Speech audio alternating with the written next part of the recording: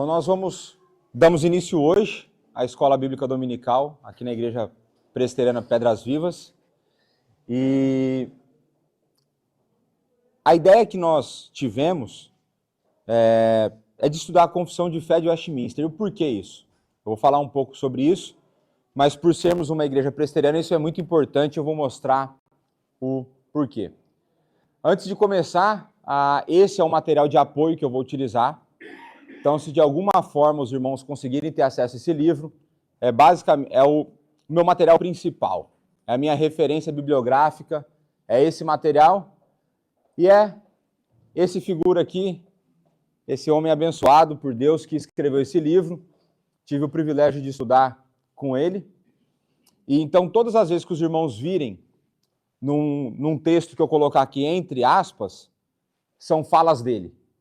São basicamente citações diretas do livro. Em alguns momentos, quando não for ele que estiver falando, eu vou colocar o nome do autor, né, dando crédito a quem é devido. E então, essa é a bibliografia básica. Então, qual que é a relação da Confissão de Fé de Westminster? Né, se nós estamos numa escola bíblica, por que nós estamos estudando a Confissão de Fé? Né, vamos chegar lá também. Então, o nosso objetivo aqui na IBD é trabalhar a Confissão de Fé de Westminster, né, a CFW, com qualidade, dando oportunidade para esclarecimento de dúvida. Então, ao longo da semana, quando eu estava preparando a aula, eu entrei em crise várias vezes. Porque eu tinha muito slide, muita coisa para falar e pouco tempo.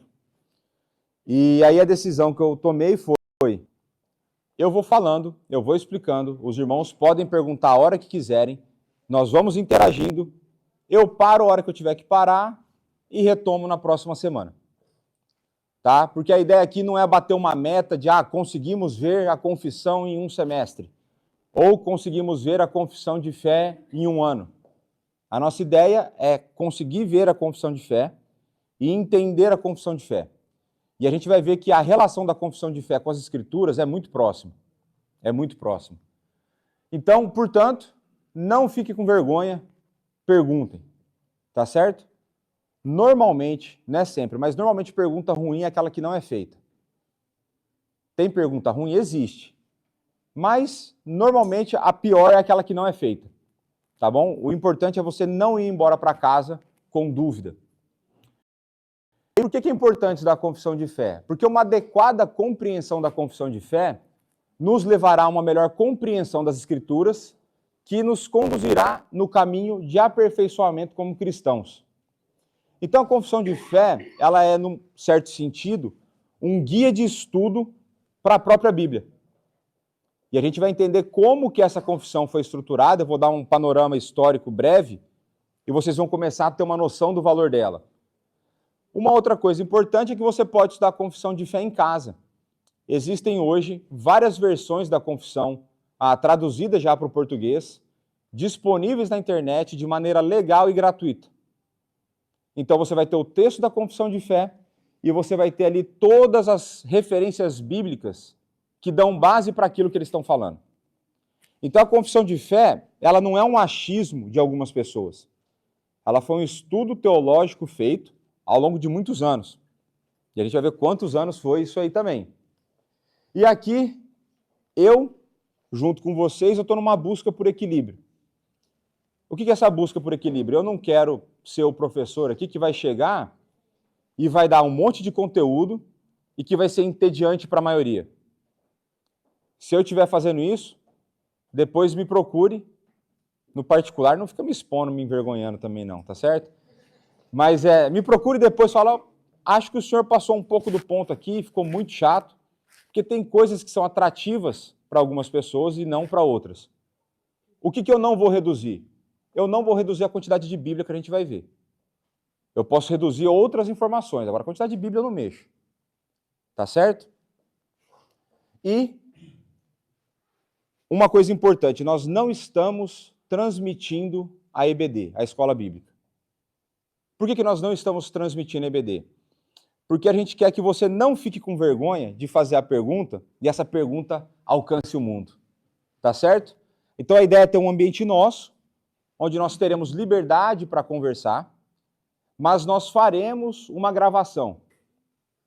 E essa gravação vai ser disponibilizada para a igreja. Ela não vai ficar disponível para os que são de fora, a não ser que os irmãos compartilhem o link, né? Mas a ideia é ter um material nosso, onde vai ter os períodos que eu não estarei aqui, teremos outras pessoas ensinando, mas onde nós teremos acesso a esse conhecimento como igreja. Fiquei com uma dúvida, volto lá, consigo ver. Então vamos lá. Confissão de Fé e a Igreja Cristã Presbiteriana em Portugal. Uma coisa importante, muitas vezes ao longo da história, e isso não é novo, isso é bastante antigo, existiram pessoas e existirão pessoas que vão falar assim, eu só preciso da Bíblia. Me dá a Bíblia e isso é suficiente. É verdade? É verdade. Mas, ao mesmo tempo, todos, ao interpretarem a Bíblia, têm alguns pressupostos, algumas premissas, uma espécie de uma confissão. Então, toda igreja, ainda que eles digam que seguem apenas as Escrituras, eles possuem pressupostos que o levam a interpretar as Escrituras. E o que eu estou falando para vocês é, a confissão é o nosso pressuposto. Qual que é a diferença da igreja presbiteriana para as outras igrejas? Nós, ao longo da história, tivemos a coragem de escrever isso. Outras denominações não escrevem e quando as coisas dão errado, eles mudam o que eles creem, para que continue dando resultado. Na perspectiva humana, não na perspectiva divina. Então nós temos uma confissão escrita e quando você entra numa igreja presbiteriana, você sabe mais ou menos o que você pode esperar. E o que a gente espera como igreja presbiteriana? Um respeito pelas Escrituras. E porque eu respeito a Escritura, eu estudo a Escritura de maneira minuciosa, de maneira detalhada. Eu invisto o meu tempo, e a gente vai ver que o porquê que eu invisto o meu tempo. Porque as Escrituras são a revelação do próprio Deus.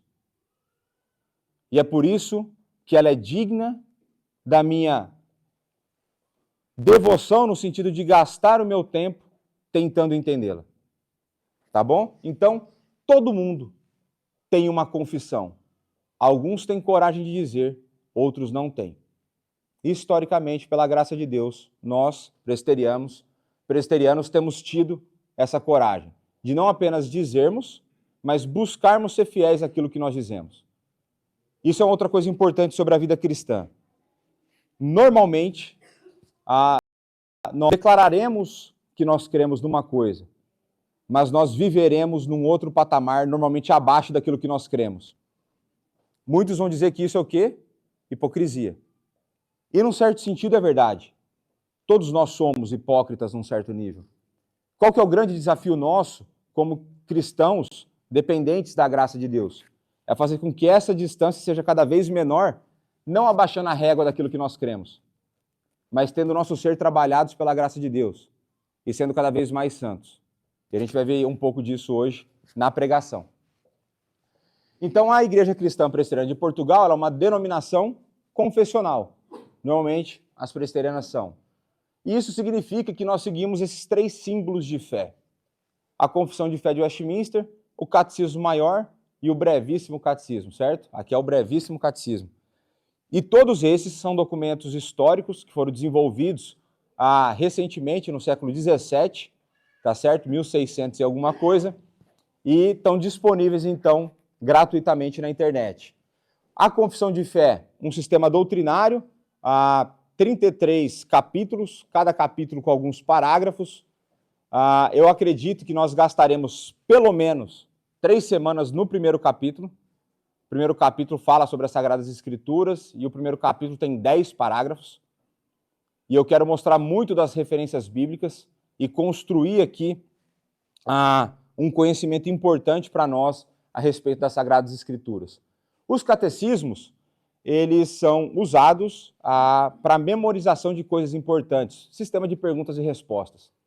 Catecismo Maior, voltado para adultos, o Brevíssimo Catecismo, voltado para crianças. Então, vocês podem pegar lá, estudar semanalmente por conta própria, perguntas, respostas e as referências que fundamentam a resposta. Sempre fundamentado nas Escrituras. Então, historicamente, como que surge essa confissão de fé? Essa confissão de fé ela vai surgir através do ajuntamento dessa Assembleia de Westminster. Olha só o que o Van Dix Horn vai dizer. 2 anos antes da reunião de uma Assembleia de Teólogos na Abadia de Westminster, de onde vem o nome Confissão de Fé de Westminster, um proeminente pastor chamado Edmund Calamy conclamou a Câmara dos Comuns a reformar a Igreja da Inglaterra. Então, aqui, historicamente, a gente precisa entender, e os irmãos devem lembrar, quando começou a existir o rompimento com a Igreja Católica na Inglaterra, a gente tinha um rei que basicamente, a gente não, né? Os ingleses tinham um rei que basicamente ele queria romper com a Igreja Católica Apostólica Romana por 2 motivos. Ele queria divorciar e ter uma nova mulher, e ele não queria interferência política, ingerência política, que era o que a Igreja Católica fazia dentro desse momento histórico, e faz até hoje de uma certa forma. E com esse a gente pode dizer que a reforma ela só começou a engatear na Inglaterra, ela não tomou passos largos. Ela não foi como aconteceu a partir de Lutero, Calvino, ela foi uma... Se você entrar numa igreja anglicana, em alguns momentos, se você não for avisado, você pode achar que você está numa igreja católica, apostólica, romana. Porque elas não são tão diferentes. Então esse pastor aqui, o Edmund, vai falar, precisamos reformar a igreja que se diz reformada. E ele faz esse apelo a quem? Ele faz esse apelo nas igrejas? Não. Ele faz esse apelo na Câmara dos Comuns, ele faz apelo aos políticos. Na Inglaterra, a relação igreja e Estado não é laica. Existe uma igreja que pertence ao Estado. Então, Calamy conclamou o parlamento a reformar a própria reforma. Somente depois de 1643 é que a moderna reforma de Calamy tomou forma do que provou ser o último dos grandes sínodos pós-reforma. Então, após a reforma, que teve seu início em 1517, esse é o último momento em que a igreja faz uma grande reforma, faz uma grande reunião e estabelece aquilo que elas creem, o que nós cremos a partir das Escrituras. O que a Escritura nos diz que nós devemos crer. E esse documento é tão bem elaborado que ele foi o último em 400 anos. Tá certo? E hoje que nós estamos sendo abençoados. E essa reunião ela durou pouco tempo. Ela foi 43 a 1653. Foram 10 anos de reunião. Essas reuniões eram feitas de segunda-feira, ao longo de todo o dia, e na sexta-feira era um dia reservado para jejum e oração.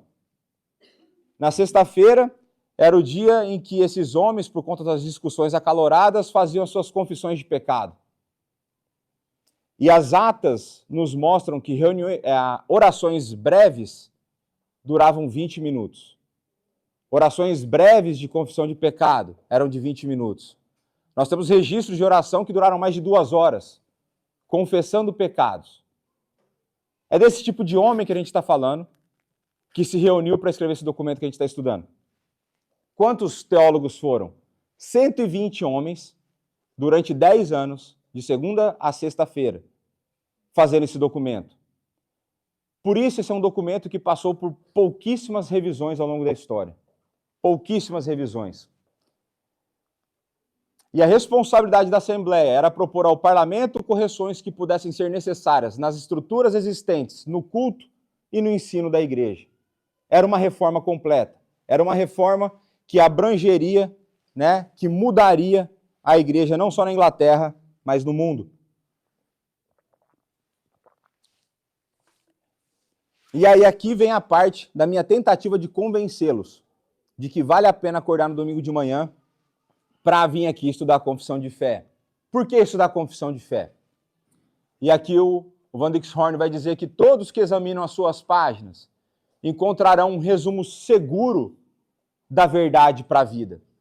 A confissão de Westminster é um sumário da teologia cristã na tradição reformada. Ela sistematiza mais de 30 verdades distintas da Escritura. As páginas dela declaram o que a Bíblia ensina, em vez de declarar o que os santos acreditam que a Bíblia ensina. ela apresenta a ortodoxia mais impositiva do que opinativamente. O que ele está dizendo aqui é o seguinte: os teólogos, eles não estão dizendo isso é o que nós cremos. Eles estão dizendo é isso que a Bíblia diz. E ao longo da nossa vida, nós nos depararemos em circunstâncias em que nós cremos em alguma coisa e a Bíblia diz outra. E nessa hora, qual que deve ser a nossa postura? Fechar com a Bíblia. Ainda que contraria a minha lógica. Ainda que vá contra os desejos egoístas do meu coração. Ainda que me doa fazer aquilo que ela está mandando. O que importa é o que Deus quer e não o que você quer. Não o que eu quero. Então os leitores logo perceberão que capítulo a capítulo a confissão de fé traça a grande história da nossa redenção. As tristes realidades da queda, as alianças do Deus gracioso com o homem, o impressionante anúncio da salvação e a nossa firme esperança de vida eterna. Todas essas coisas esboçadas em traços fortes, mas bem pensados. Então, se você parar para ler a confissão em casa, sozinho, você vai conseguir estudar tranquilamente. Em alguns momentos, você vai ler algum texto bíblico e vai falar assim, estranho. Como que eles chegaram a essa conclusão? E aí é o que o Van Dixhoorn vai dizer, que vai ser um esforço de oração e busca de entendimento, porque algumas passagens eles não fizeram um comentário. Se eles fossem fazer o comentário de como eles chegaram nesse raciocínio, acho que seria mais uns 20 anos de reunião. Já foram 10, né? Então tá lá. Talvez ela, né, a confissão, seja o mais sábio dos credos em termos de ensino e o mais refinado em termos de expressão doutrinária. Certamente é um guia confiável para as Escrituras, que são as Escrituras são um único guia confiável até Deus. Então, se a gente está falando de estudar as Escrituras, se nós estamos falando de estudar a confissão para que eu entenda a Escritura, é porque entendendo a Escritura eu me aproxime cada vez mais de Deus. Eu entenda cada vez mais, mesmo com as minhas limitações, quem Deus é. E como isso vai mudar a minha vida, no sentido de me fazer cada vez mais parecido com Cristo. A verdade é que os usuários descobrirão que refletir sobre os capítulos da confissão geralmente conduz ao estudo das palavras da Escritura. A confissão não é um documento que te separa de Deus. A confissão, ela não é meramente um documento humano que tem pensamentos humanos. Ela é um documento humano que possui uma sistematização do pensamento divino. E por conta disso, ela vai te trazer para perto das Escrituras. E são as Escrituras que transformam a nossa vida.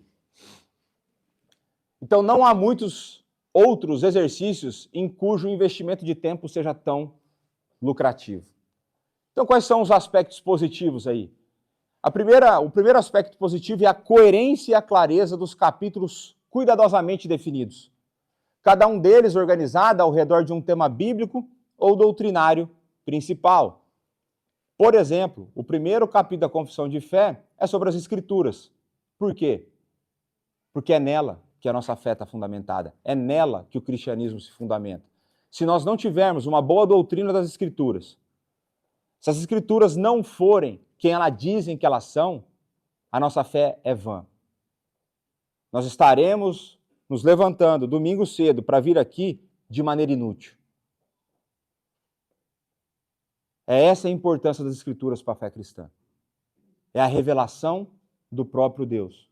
É um Deus que escolheu se relacionar conosco. E a gente vai ver vários detalhes disso aí. A segunda característica que diferencia essa confissão é o seu uso como guia para os leitores da Bíblia. Alguns parágrafos da confissão foram escritos com um único propósito de ajudar os cristãos a compreender palavras e frases da Escritura. A Assembleia também disponibilizou, que número que está aqui? 2.500 texto-prova para fundamentar os ensinos da confissão. Não é baseado em conhecimento humano. 2.500 textos-prova é muita coisa. É muita coisa. E que é texto-prova das Escrituras. Tá certo? Não é, o autor disse isso. Não, é o que a Bíblia diz. E a terceira grande vantagem da confissão é que ela não trata somente das doutrinas fundamentais que são óbvias, mas também das que são difíceis. Os covardes ficam intimidados por muitos tópicos levantados pela confissão. O problema do mal, os decretos divinos e o livre ou servo-arbítrio. E aqui a gente vai avançar ao longo do tempo. Então vamos entrar, de fato, aí no primeiro capítulo das Sagradas Escrituras, né? Então as páginas iniciais da confissão se regozijam no maravilhoso fato de Deus revelar a si mesmo no mundo e na palavra. Então Deus se revela de duas formas, o que a gente vai chamar de revelação geral, natural, e a outra que a gente chama de revelação especial. A geral, natural, é quando a gente olha ao nosso redor, a gente vê as obras da criação, a gente vê o nosso próximo, a gente vê as aves nos céus, a gente vê os próprios céus. E isso é suficiente para mostrar de que existe um Deus. Mas a gente vai ver que existem revelações especiais. E elas não são revelações especiais que acontecem hoje da maneira como muitos gostariam que acontecesse. Então, elas demonstram clara deferência à autoridade e o caráter definitivo dos 66 livros da Bíblia. Com devoção e prazer, a confissão passa a examinar o Deus que revela a si mesmo em todas as suas perfeições. Então, se compreendermos corretamente o que as Escrituras são, muitos dos nossos problemas serão resolvidos. E eu falo aqui, muitos dos nossos problemas serão resolvidos individualmente e como igreja. E eu falo isso porque se nós entendermos que as Escrituras são a revelação do próprio Deus, a nossa única regra de fé e prática, aquela que diz o que é verdade e o que nós devemos fazer e viver, por exemplo, você nunca questionará, no meu caso, que eu vou muitas vezes ensinar ou pregar sobre a educação de filhos. Porque a primeira tentação, quando eu confrontar um pecado seu, na criação do seu filho, vai ser você dizer, mas você não tem um? Você não sabe como é. Eu não sei, mas eu acredito que o Deus Criador de todas as coisas sabe. E é isso que ele está me dizendo, para eu falar para você. Então, se nós entendemos que as Escrituras elas são suficientes para a nossa vida, quando você estiver deparando com um problema no seu casamento e você vier procurar a igreja para te auxiliar, eu vou falar, abandone o seu pecado, se arrependa, peça perdão, comece de novo. Você não tem motivo bíblico para buscar um divórcio. E você vai ter que falar, não é a tua vida, pastor. Não é a minha, mas é aquilo que Deus falou que tem que ser. Então, se nós entendermos as Escrituras corretamente, qual a sua importância, qual a sua função na nossa vida como crentes, muitos dos nossos problemas serão resolvidos, individualmente e como igreja. Então, vamos finalmente entrar aqui na confissão, né? A necessidade da revelação especial. Então, o primeiro parágrafo. A luz da natureza e as obras da criação e da providência manifestam de tal modo a bondade, a sabedoria e o poder de Deus que os homens são inexcusáveis. Todavia, elas não são suficientes para dar aquele conhecimento de Deus e da sua vontade que é necessário à salvação. Por isso, agradou ao Senhor em diversos tempos, em diferentes modos, revelar a si mesmo e declarar a sua verdade à sua igreja. Depois, para melhor preservação e propagação da verdade, para o mais seguro estabelecimento e conforto da igreja, contra a corrupção da carne e contra a maldade de Satanás e do mundo, foi o Senhor igualmente servido fazê-la escrever toda. No nosso tempo, não existe revelação especial de Deus que não esteja escrita nos 66 livros que a gente segura nas mãos. É somente a Escritura Sagrada que tem a revelação especial de Deus. Isso torna as Escrituras Sagradas indispensáveis, tendo cessado aqueles antigos modos de Deus revelar a sua vontade ao seu povo. E aqui estão os textos prova que nós vamos fazer agora? Para cada frase dessa que tem uma letrinha, nós vamos quebrando. Eu falei que vai ser devagar. Se tiver entediante, ergue a mão no final, tá certo? Então, primeira frase, a luz da natureza e as obras da criação e da providência manifestam de tal modo a bondade, a sabedoria e o poder de Deus, que os homens são inexcusáveis. O que a Bíblia nos diz, então? Romanos 2, 14 e 15. Quando, pois, os gentios que não têm lei procedem por natureza de conformidade com a lei, não tendo lei, servem eles de lei para si mesmos. Estes mostram a norma da lei gravada no seu coração, testemunhando-lhes também a consciência e os seus pensamentos, e mutuamente acusando-se ou defendendo-se. O que Paulo está dizendo aqui? Num certo sentido, Paulo está dizendo que pelo fato de nós termos pessoas descrentes, que possuem valores que são condizentes com a Escritura, isso mostra que Deus não apenas existe, mas que Ele colocou coisas no coração do ser humano.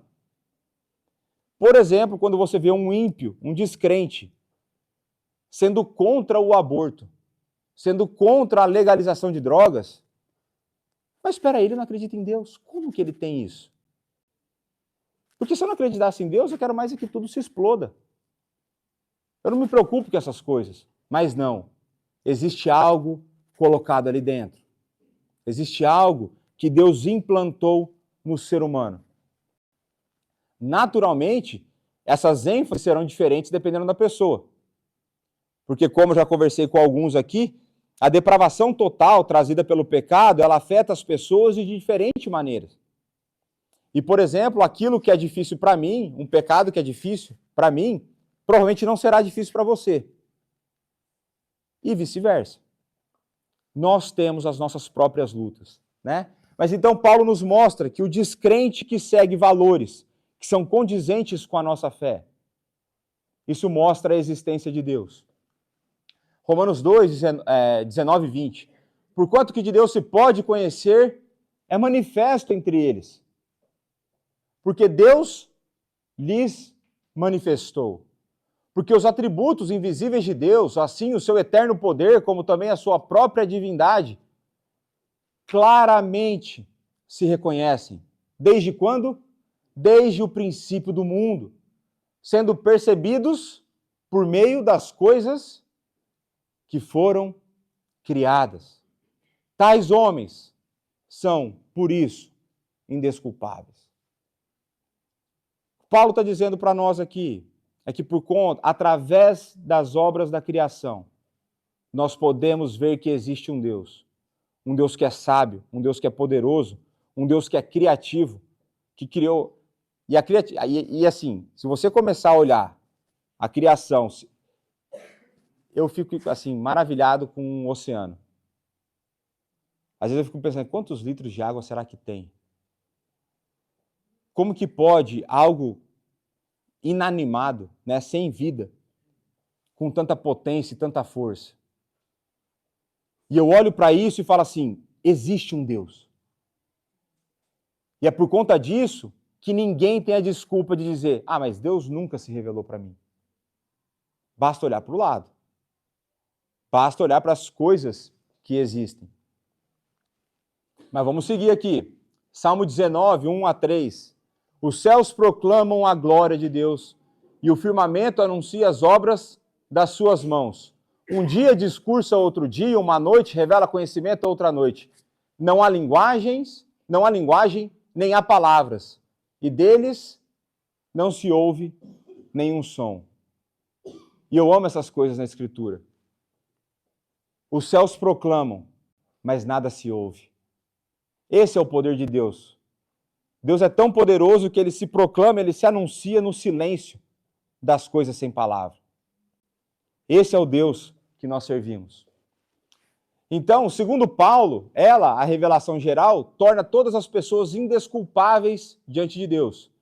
Por essa razão, seja na evangelização ou na defesa da fé, os cristãos deveriam se lembrar de nunca tentar provar a existência de Deus para os incrédulos. Parece estranho, né? Mas Deus existe e eles sabem. Eles podem suprimir, eles podem tentar se enganar.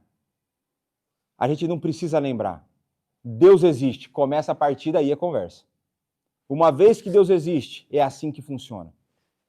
E aí, estaríamos então lembrando a eles o que eles já sabem. A consciência de cada pessoa é incomodada pelo conhecimento de Deus. Há uma existência acerca da qual elas podem ter profunda consciência, ou que podem, consciente ou inconscientemente, suprimir, tentar rejeitar, tentar esconder. Eles vão tentar negar isso.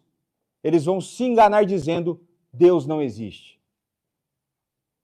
E para falar que Deus não existe, uma das coisas que eles vão tentar fazer é falar: a Bíblia é um livro de erudição humana. E a Bíblia é um livro cheio de falhas. A Bíblia é um livro que foi adulterado ao longo da história.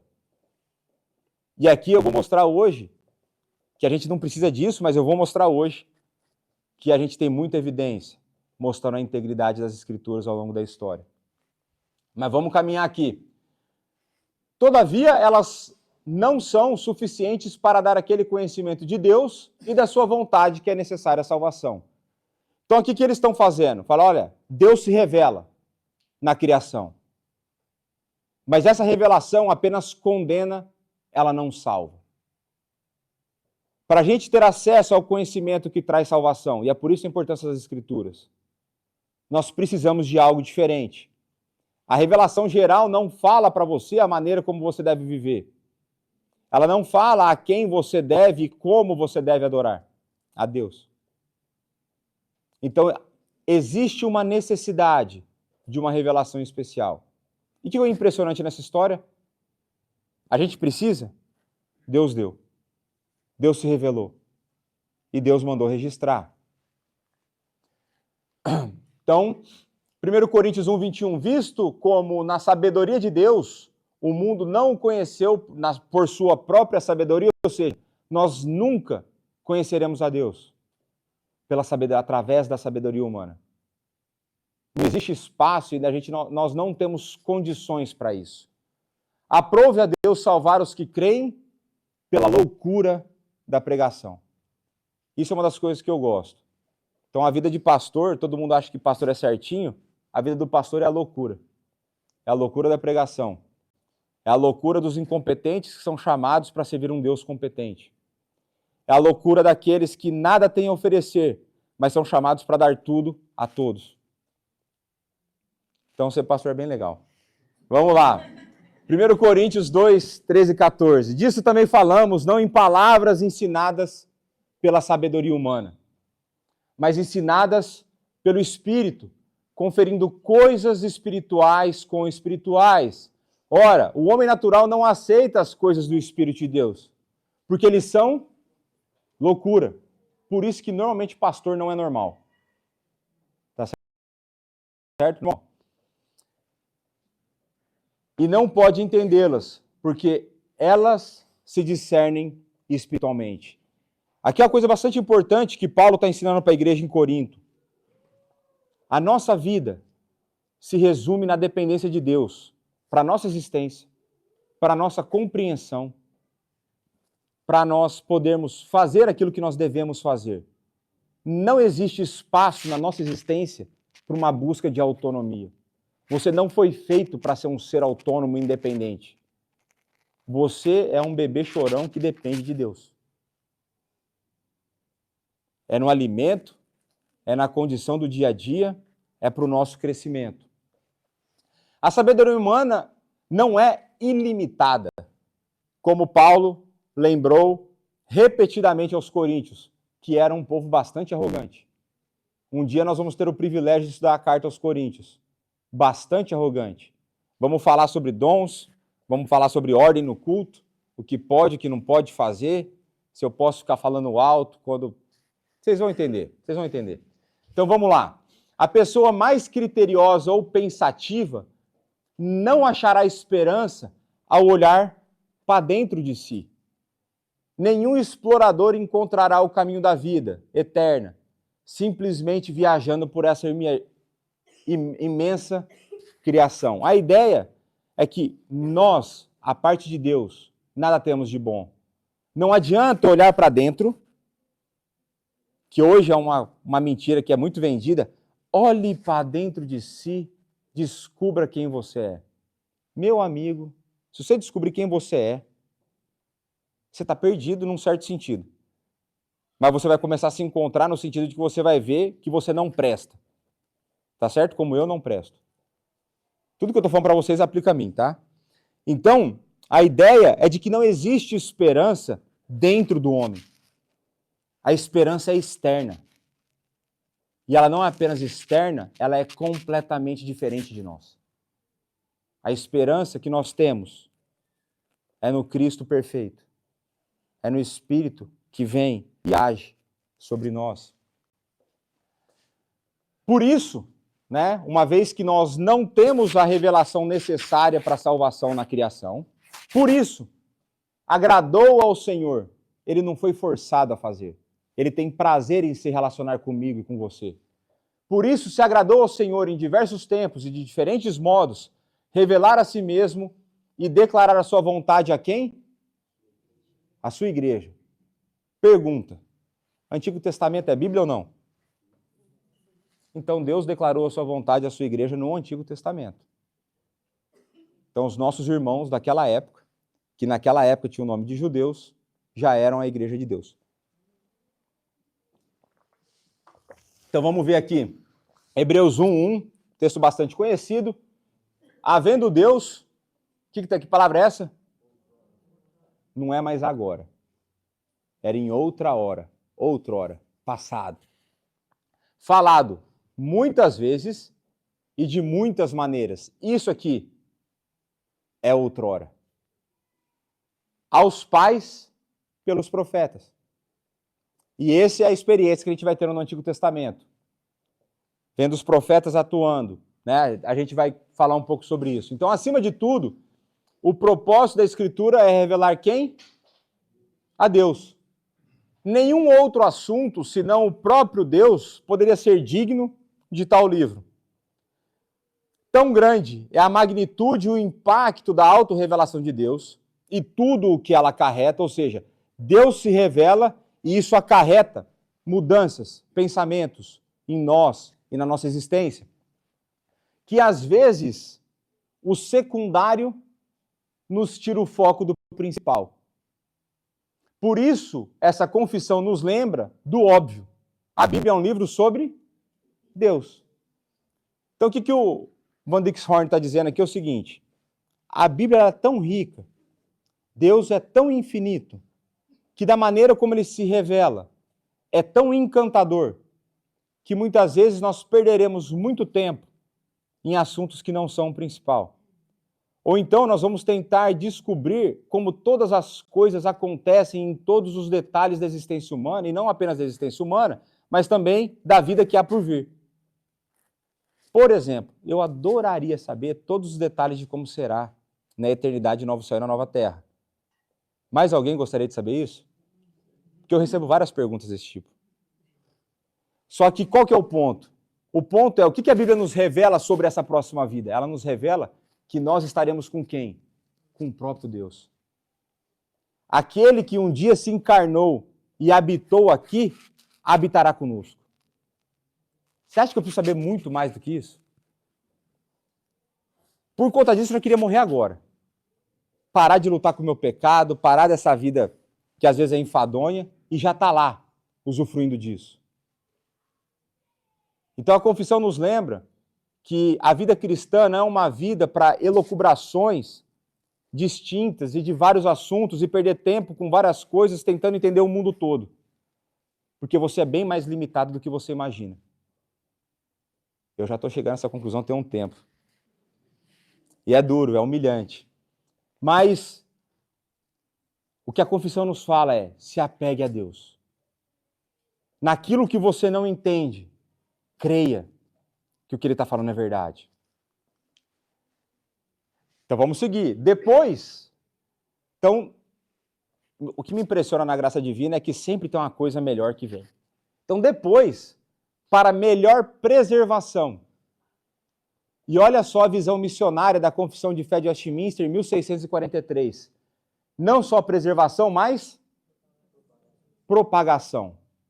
E a propagação que está falando não é essa que eu estou fazendo aqui. É a que eu estou fazendo aqui e vocês vão fazer lá fora. Porque vocês precisam fazer lá fora. Porque eu não vou lá no seu trabalho. Eu não vou lá viver com seus vizinhos. Eu não tenho a vida que você tem. Então a ideia é que nós estaremos aqui capacitando através do Espírito para que vocês vão e façam, né? Então, para a propagação da verdade, para o mais seguro estabelecimento e conforto da igreja contra a corrupção da carne e contra a maldade de Satanás e do mundo, foi o Senhor igualmente servido. Fazê-la escrever? Tem alguma coisa que não está escrita?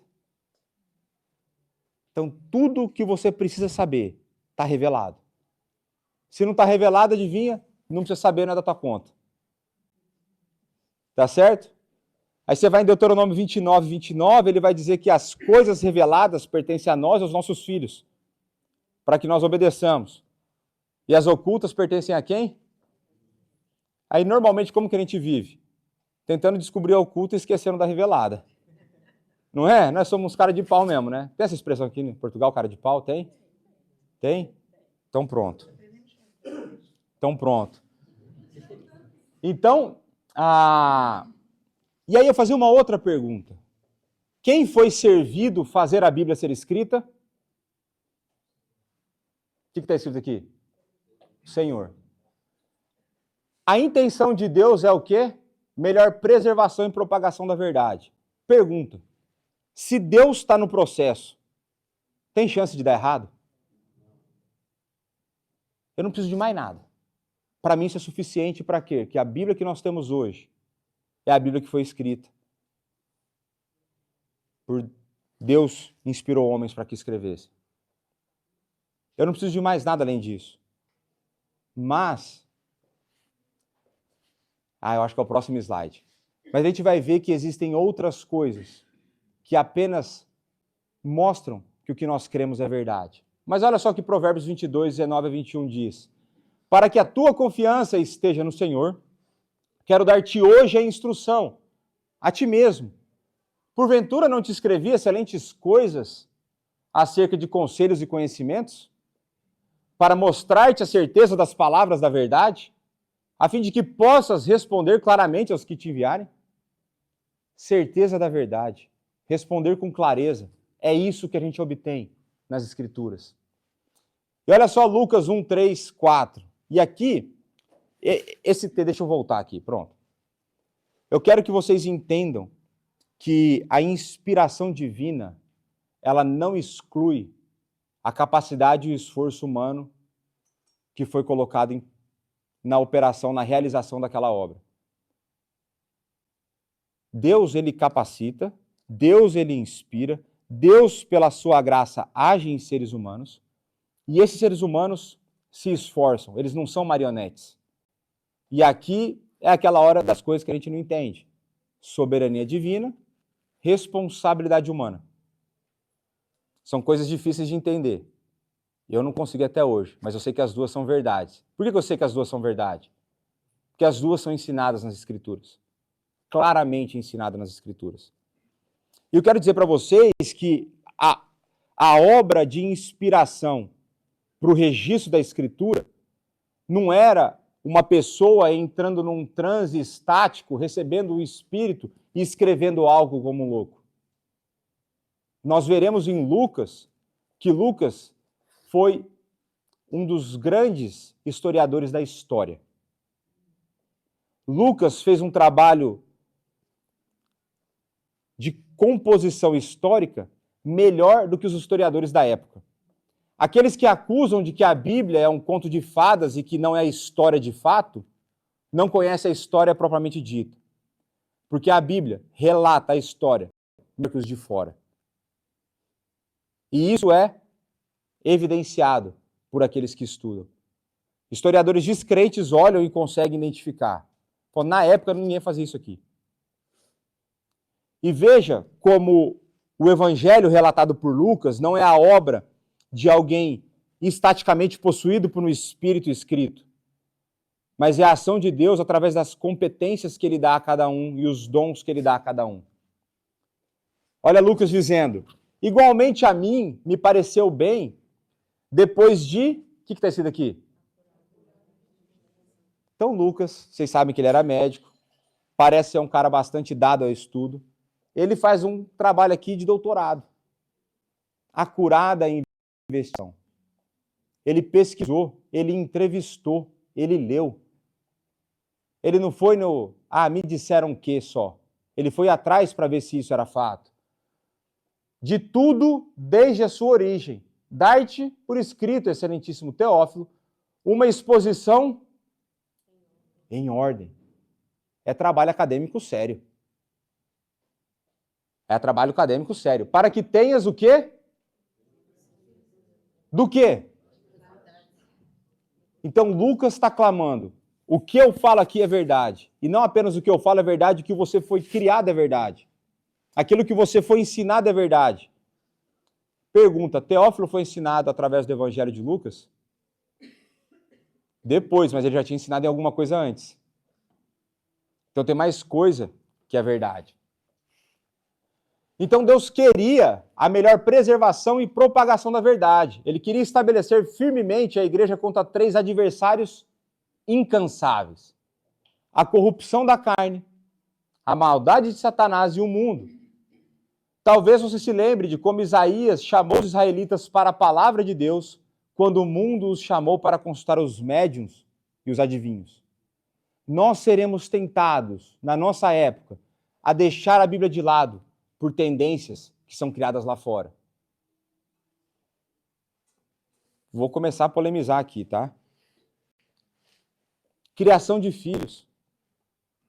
Quem define a maneira correta de criar filho não é psicólogo, é a Bíblia. Não é educação positiva. A Bíblia fala que o filho precisa ser disciplinado quando fizer a coisa errada. Nós precisamos entender que para os de fora nós pareceremos loucos. E num certo sentido nós somos. Nós somos loucos porque nós devemos estar dispostos não apenas a contrariar os outros por aquilo que nós cremos, nós devemos estar dispostos a morrer por aquilo que nós cremos.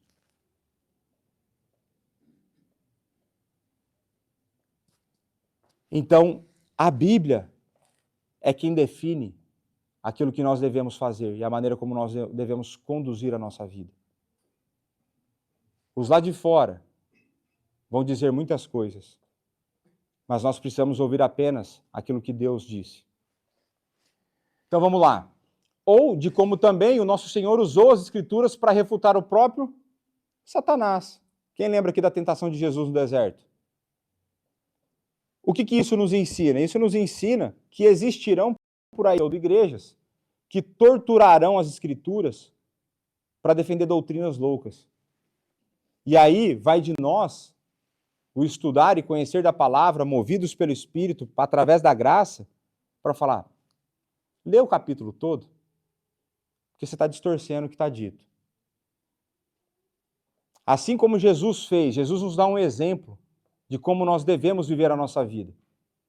Uma das coisas que ele dá, tá? Não é a coisa mais importante que ele faz, não, mas ele nos mostra que nós devemos conhecer as Escrituras para que nós respondamos, inclusive, àqueles que propagam mentiras usando o nome de Deus.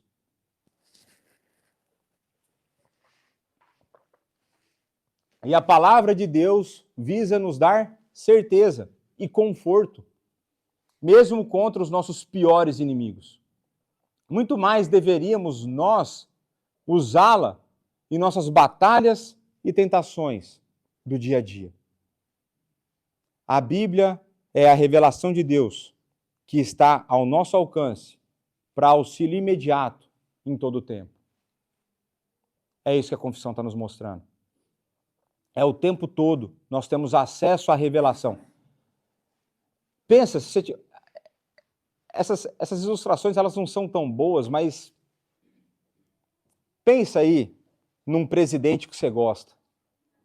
Faz de conta que ele está no poder. Se você tivesse acesso a ele ao tempo todo para resolver os seus problemas, para buscar conselho, o que fazer na vida, você não usaria? A gente tem Deus. Nós temos acesso a Ele, que foi conquistado pelo Filho. nos é garantido pelo Espírito. Nós temos as Escrituras. E quantas vezes nós deixamos de usar isso? Quantas vezes nós nos recorremos a recursos diversos, inferiores, e muitas vezes errados, enquanto a gente tem acesso à fonte da vida. Então agora, eu saio um pouco da confissão em si e começo a trazer outras informações para os irmãos. Que bom que eu cheguei, porque eu acho que vai ser por aqui que nós vamos parar.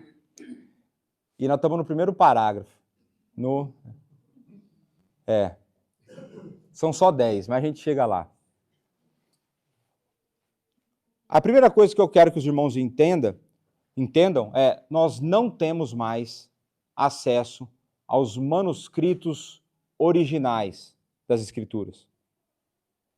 Nós nunca vimos, no tempo recente, o texto que Lucas escreveu. Nós não temos acesso ao texto que Isaías escreveu. Então, nós não temos acesso aos autógrafos, que nós chamamos. Os autógrafos são os originais. Aquilo que foi escrito pelo autor inspirado. Nós temos o quê? Cópias. E cópia, vocês vão ver que a gente tem. E a gente tem muito. E a gente tem cópia com qualidade. De uma maneira bem grosseira, nós poderíamos dizer que o Antigo Testamento foi preservado pelo zelo do judeu, pelo cuidado que ele tinha, pela métrica que ele usava. Se eu começar a mostrar para vocês o processo de qualidade usado numa cópia do Antigo Testamento, vocês vão ficar de queixo caído. Tinha contagem de palavras, onde cada letra tinha que estar. Se tal palavra não estivesse no meio daquele negócio, daquele papiro, já pode apagar e jogar fora, porque está errado. Eles tinham métrica de qualidade em todo o Antigo Testamento para aquilo ali. Enquanto o Antigo Testamento foi preservado pelo zelo do judeu, foi essa a maneira que Deus usou, o Novo foi preservado pela quantidade de cópias. Então, se a gente pudesse fazer um paralelo bem ruim, é como se no Antigo Testamento eles tivessem só a máquina de datilografar. E no Novo Testamento já tivesse WhatsApp, Instagram, TikTok, Facebook, e-mail. Dá para guardar na nuvem. Essa seria mais ou menos a diferença. Dá para você copiar e colar. Não dava também, tinha dificuldade aqui no Novo, né? Mas só para os irmãos entenderem um pouco do momento histórico, né? E aí entra em jogo uma ciência conhecida como crítica textual. Um dos negócios mais chatos que existe no planeta Terra. É muito chato. E eu dou graças a Deus que existem homens que gostam disso e não sou eu. Que basicamente esses homens trabalham com manuscritos que foram encontrados ao longo da história, analisam os textos, comparam os textos, para que nós tenhamos uma versão confiável das Escrituras. Então, quais são os fatores que a crítica textual considera na hora de analisar esses documentos? Número de cópias e proximidade do texto original. E qual que é a finalidade desses homens? A reconstrução mais próxima possível do texto final. E veja que eu não estou falando texto original, estou falando texto final. Vou dar um exemplo. Se não me engano, é o profeta Jeremias, que ele termina de escrever um texto inspirado, manda para o rei rasga e põe fogo. Aí manda escrever outro, já não era original. Digo mais, existem textos que nós lemos hoje que eles foram atualizados. Como assim atualizados, pastor? Isso é heresia. A gente dizer que a Bíblia precisa ser atualizada hoje é heresia. Mas aqui atualizado é o seguinte, não tinha Google Maps na época, tá bom? Então volta lá para o Antigo Testamento, sem Google Maps, sem o Waze, nada disso. O texto inspirado original. Então a Bíblia foi escrita por aproximadamente 1.600 anos, por mais de 40 autores. Tinha lá uma cidade. Aí o cara está escrevendo, põe o nome da cidade. Com o passar do tempo, essa cidade muda de nome. É heresia colocar um nome para que as pessoas entendam de onde ele está se falando? Não é. É isso que é a forma final. É esse tipo de alteração que aconteceu. Alteração para compreensão, não alteração para exploração. E tudo isso é possível traçar e voltar no tempo e chegar nessas conclusões. Então vamos lá, o Antigo Testamento. Quais são os documentos que nós temos do Antigo Testamento? Volta aqui. Manuscritos em hebraico. O Pentateuco samaritano. De quando que ele é? Quarto século antes de Cristo. E o que é o Pentateuco samaritano? Vocês lembram que o judeu não gostava do samaritano? Então o judeu, numa das vezes que ficou em exílio, a parte do povo não obedeceu a Deus, casamento em julgo desigual, se misturou com outros povos, então o judeu misturado com alguma coisa virou samaritano. Só que aí, qual que é o problema disso? Que se você pega o Antigo Testamento todo, tem coisa que fala contra isso. Vai ter passagens que vão mostrar que são contra esse tipo de situação. E aí eles deram início ao que muitas igrejas fazem hoje. Descartaram o resto do Antigo Testamento e só pegaram o Pentateuco, os 5 primeiros livros.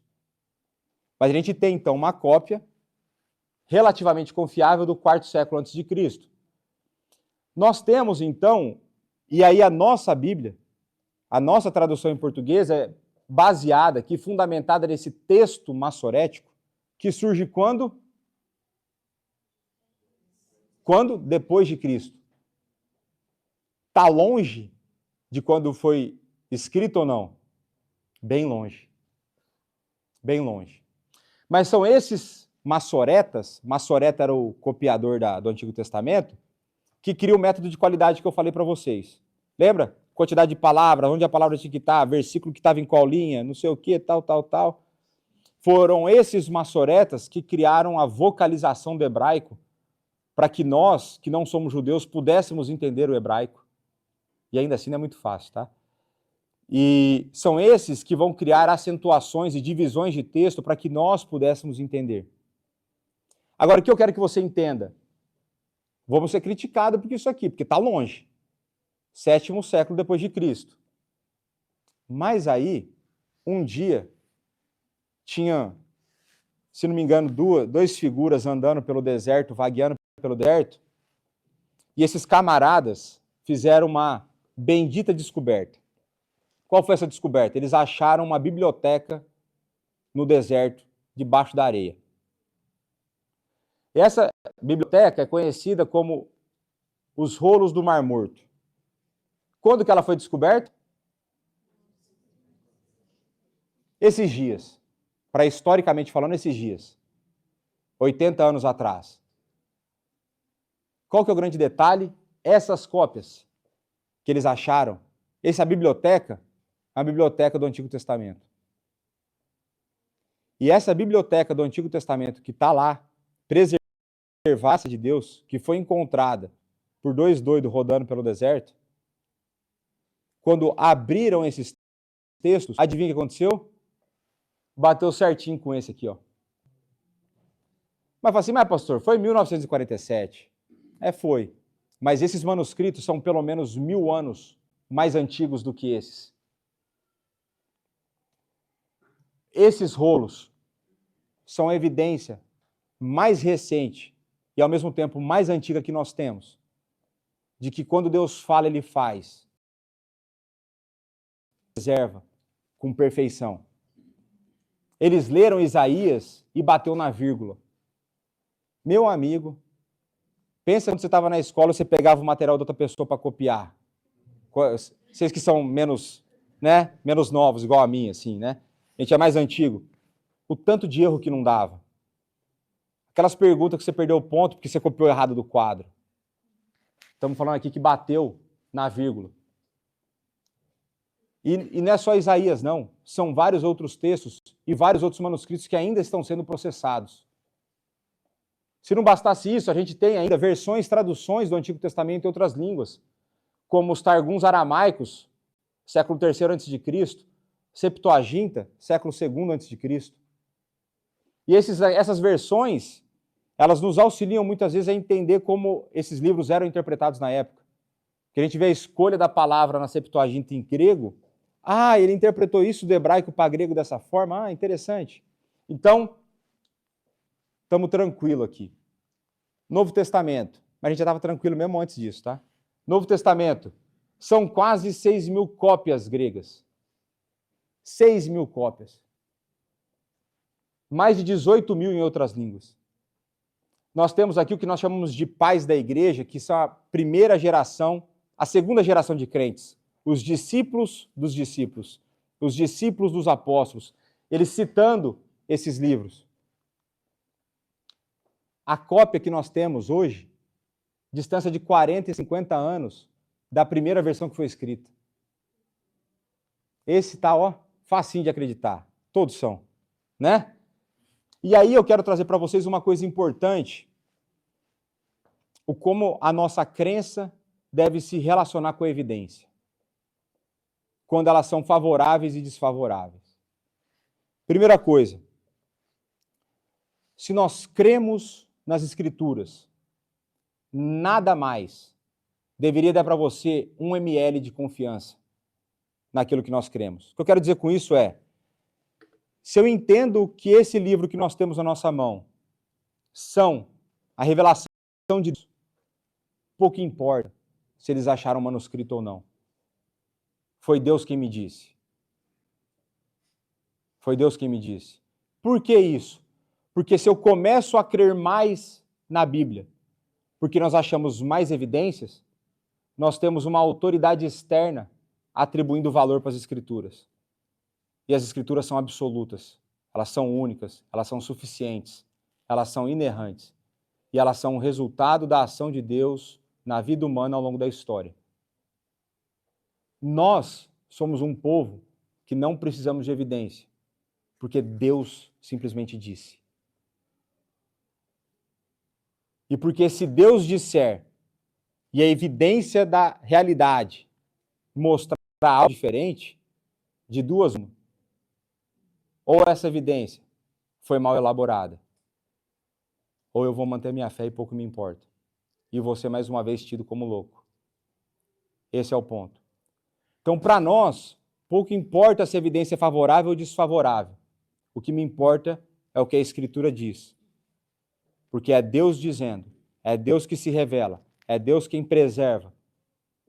Já pensou a loucura de um livro chegar para nós hoje? Um livro que foi escrito antes de Cristo, milhares de anos antes de Cristo.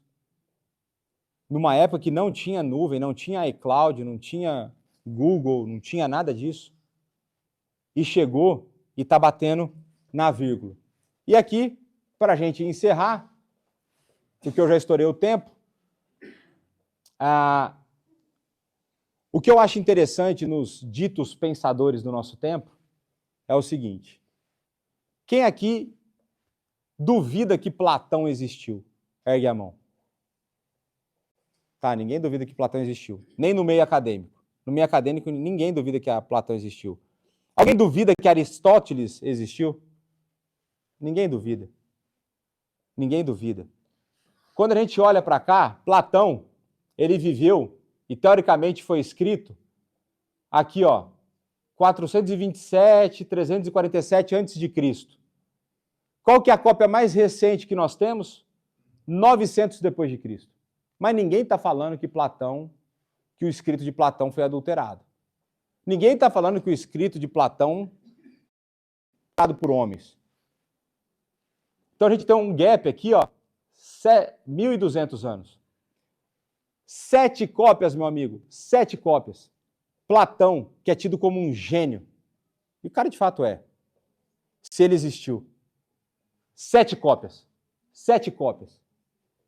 Vou falar de novo, 7 cópias. Aí vamos aqui para Aristóteles. 4º século antes de Cristo.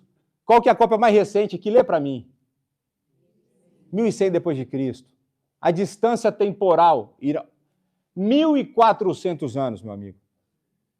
E Aristóteles é unânime. Quantas cópias? 49. Fraquinho demais esse livro. Vendeu quase nada. Nem foi para a 2ª edição. Tá certo? A gente pega lá Homero, a Ilíada. Chique, né? Famoso. Se você leu, você passa por culto por aí.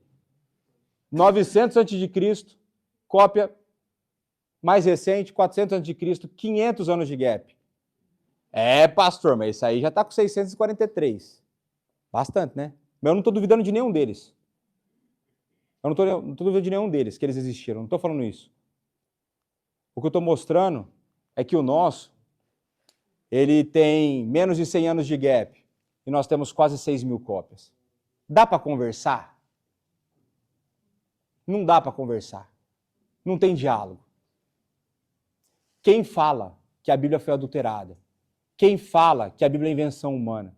Quem fala que a Bíblia não tem fundamento, que a Bíblia não é história, é, no mínimo, de maneira mais polida possível, desonesto intelectualmente.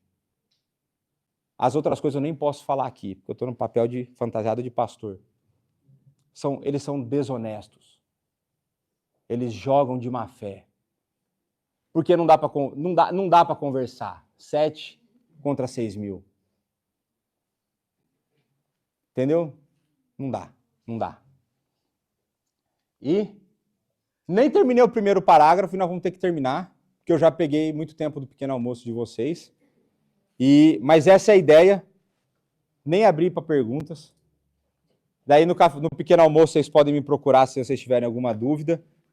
E na próxima semana a gente retoma de onde a gente parou. E alguém me lembra, por favor, que a gente parou nesse quadro. Slide 20, tem mais uns 10 só. Então, vamos orar para encerrar? Lucas, pode fazer oração para encerrar, por favor? A gente já ora pelo café já. Santíssimo Deus, eterno Pai, damos graças a Ti, ó Senhor, que o Senhor escolheu se revelar a nós através da Tua palavra, Pai, das Escrituras Sagradas. Damos graças a Ti, ó Pai, que podemos ter a certeza que o Senhor é o único Deus verdadeiro. Deus nos criou. O Senhor deu o Seu próprio Filho, Jesus Cristo, para morrer pelos nossos pecados, Senhor. Obrigado. Obrigado por essa igreja, Pai. Obrigado pelo treinamento ordinário. Que nós possamos, ó Pai, aprender mais de Ti. Que possamos também nos achegar, Deus, cada vez mais perto de Ti, Senhor. Pedimos também e agradecemos, ó Pai, por esse pequeno almoço, que é o alimento que o Senhor nos dá. Em nome de Jesus. Amém. Amém.